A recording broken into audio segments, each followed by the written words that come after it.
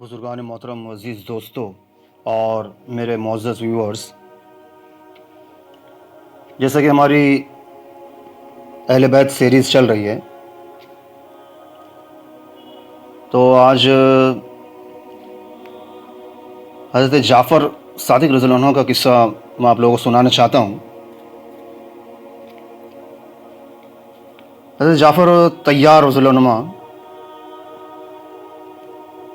ہمارے آقا جناب محمد رسول اللہ صلی اللہ علیہ وسلم کے چچا زاد بھائی، چچا کے لڑکے، ابو طالب کے لڑکے، اور حضرت علی رضی اللہ عنہ کے حقیقی بھائی ہیں۔ اول تو یہ سارا ہی گھرانہ اور خاندان، بلکہ آل اولاد سخاوت، کرم، شجاعت، بہادری میں ممتاز رہے اور ہیں،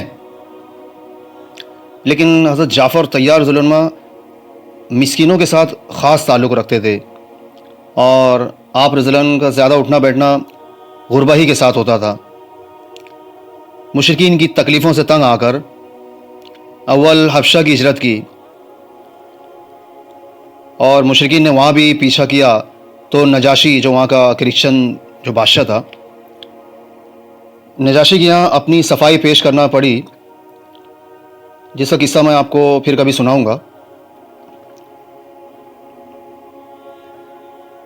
سورہ مریم کی آپ نے تلاوت فرمائی تھی اس کے سامنے، تو اس سورہ مریم آپ رضی اللہ عنہ کی زبان سے سن کر وہ اتنا رویا، اور اسے جتنے بھی سب وہاں جو پریسٹ، جو پادری بیٹھے ہوئے تھے، وہ سب رونے لگ گئے، اتنا روئے کہ ان کی داڑھیاں تر ہو گئی سورہ مریم کی آیتیں سن کر۔ تو آپ رضی اللہ عنہ نے اپنی صفائی پیش کرنا پڑی، جس کا قصہ میں کبھی سناؤں گا آپ کو۔ وہاں سے واپسی پر مدینہ طیبہ کی ہجرت کی اور غزوہ موتہ میں شہید ہو گئے۔ یہ غزوے کا قصہ بھی آپ کو میں پھر کبھی سناؤں گا۔ ان کے انتقال کی خبر پر ہمارے آقا جناب محمد رسول اللہ صلی اللہ علیہ وسلم ان کے گھر تعزیت کے طور پر تشریف لے گئے، اور ان کے صاحبزادوں، چھوٹے چھوٹے بچے تھے ان کے، عبداللہ اور عون اور محمد کو بلایا۔ وہ سب کم عمر تھے، چھوٹے بچے تھے، ان کے سر پر ہاتھ پھیرا اور برکت کی دعا فرمائی آقا نے۔ ساری اولاد میں باپ کا رنگ تھا، مگر عبداللہ میں سخاوت کا مضمون بہت زیادہ تھا، بہت سخی تھے، اسی وجہ سے ان کا لقب جو ہے قطب السخا، یعنی سخاوت کا قطب تھا، سخاوت کا مینار تھا۔ 7 سال کی عمر میں نبی کریم صلی اللہ علیہ وسلم سے بیعت ہوئی۔ انہی عبداللہ رضی اللہ عنہ سے کسی شخص نے حضرت علی کرم اللہ وجہ کے یہاں سفارش کرائی۔ ان کی سفارش پر اس کا کام ہو گیا، اس کا کام بن گیا، تو اس نے نذرانے کے طور پر 40,000 درہم بھیجے۔ حضرت عبداللہ بن جعفر کو اس نے خوش ہو گیا ہو، تو نذرانے طور پر اس نے 40,000 درہم بھیجے۔ انہوں نے واپس کر دیے کہ ہم لوگ اپنی نیکی کو فروخت نہیں کیا کرتے۔ ایک مرتبہ کہیں سے 2,000 درہم نذرانے میں آئے تو اسی مجلس میں تقسیم فرما دیے۔ دیکھیے ان کی سخاوت، دیکھیے۔ ایک تاجر بہت سی شکر لے کر آیا، مگر بازار میں فروخت نہ ہوئی، وہ بیچ نہیں پایا، اس کو ٹینشن ہو گیا۔ عبداللہ بن جعفر رضی اللہ عنہ نے اپنے کارندوں سے کہا کہ ساری شکر اس سے خرید لو اور لوگوں میں مفت لٹا دو۔ رات کو قبیلے میں جو مہمان آ جاتا تھا، وہ ان کے ہاں سے کھانا پینا، ہر قسم کی ضروریات پوری کرتا۔ حضرت زبیر رضی اللہ عنہ ایک لڑائی میں شریک تھے۔ ایک دن اپنے بیٹے عبداللہ کو وصیت فرمائی کہ بیٹا، میرا خیال یہ ہے کہ آج میں شہید ہو جاؤں گا، تم میرا قرضہ ادا کر دینا اور فلاں فلاں کام کرنا۔ یہ وصیتیں کر کے اسی دن شہید ہو گئے حضرت زبیر رضی اللہ عنہ۔ صاحبزادے نے جب قرضے کو جوڑا تو تقریباً 22 لاکھ درہم تھے، اور یہ قرضہ بھی اس طرح ہوا تھا کہ امانت دار بہت مشہور تھے، امانت دار بہت مشہور تھے، لوگ اپنی اپنی امانتیں بہت کثرت سے رکھتے، یہ فرما دیتے کہ رکھنے کی جگہ تو میرے پاس نہیں ہے، یہ رقم قرض ہے، جب تمہیں ضرورت ہو لے لینا، یہ کہہ کر اس کو صدقہ کر دیتے، ساری رقم صدقہ کر دیتے، اور یہ بھی وصیت کی کہ جب کوئی مشکل پیش آئے تو میرے مولا سے کہہ دینا۔ عبداللہ رضی اللہ عنہ کہتے ہیں کہ میں سمجھ نہیں پایا کہ مولا کا کیا مطلب، میں مولا کو نہ سمجھا، میں نے پوچھا کہ آپ کے مولا کون؟ فرمایا کہ اللہ پاک۔ چنانچہ حضرت عبداللہ رضی اللہ عنہ نے تمام قرضہ ادا کیا۔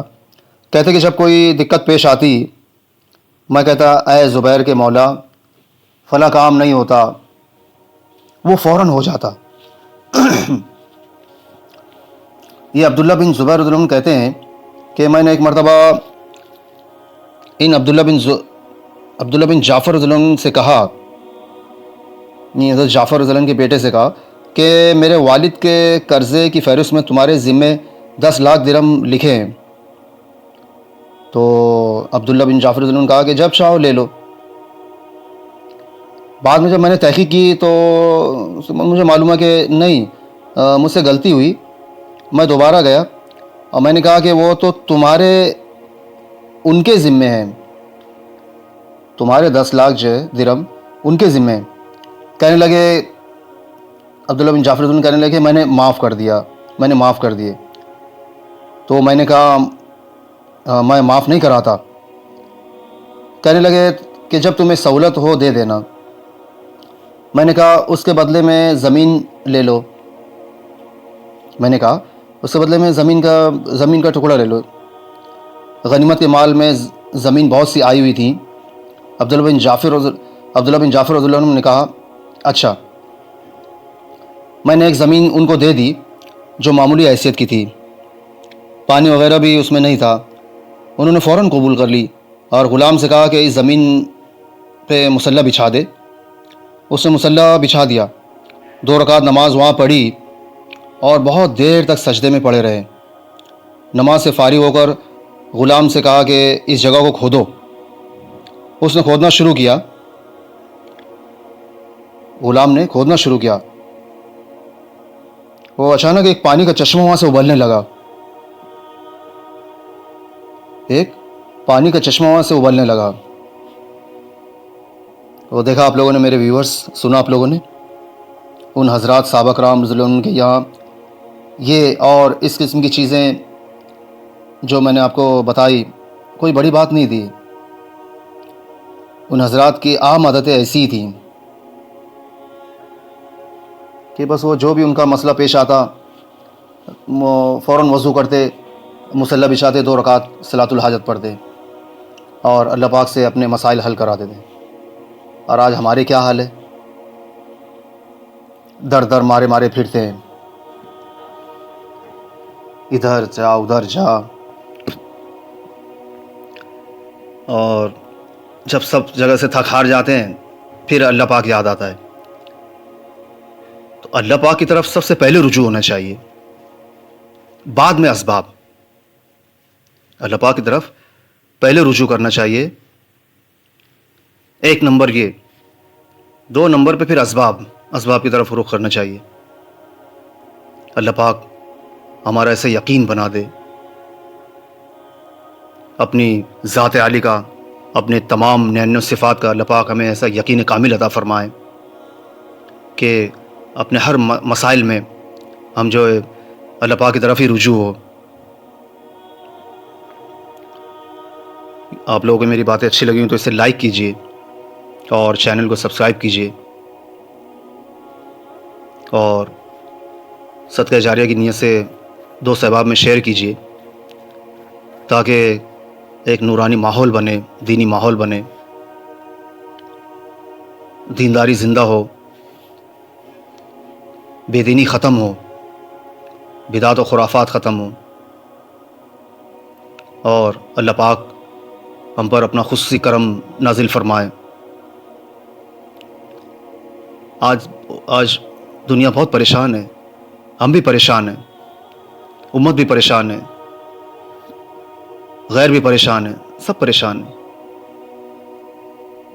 غیروں کے پاس اس کا کوئی حل نہیں ہے، کوئی سولوشن نہیں ہے، سوائے مزید اور پریشان ہونے کے. اور ہمارے پاس سولوشن ہے تو ہم کرتے نہیں. ہمیں اللہ نے کامل مکمل دین دیا ہے. اللہ پاک ہمیں اسے مستفید ہونے کی توفیق عطا فرمائے. آمین. وما علینا الا البلاغ.